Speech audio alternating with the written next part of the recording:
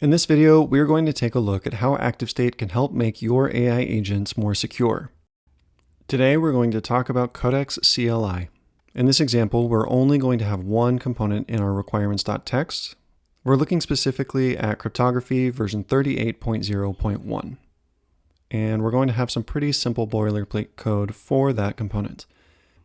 We're going to use the skill secure to enable this interaction. The first thing that this skill is going to do is ask to run the main.py file. We want to make sure that everything is working before any changes are made. Next, it asks to read the requirements.txt file and check each component against the ActiveState Curated Catalog for known CVEs. We can see here that cryptography 38.0.1 has a total of 13 CVEs, the most severe of which is a high CVE. This also makes the recommendation that we upgrade to version 46.0.6. In response to the question of whether or not we would like to get these fixes, we're going to go ahead and say yes. The first thing it does is install the new version of cryptography.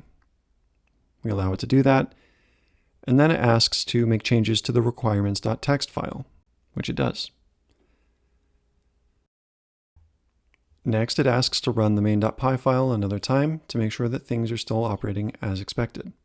And finally, it gives us a summary of what has changed, reflecting the CVE-free version of our program.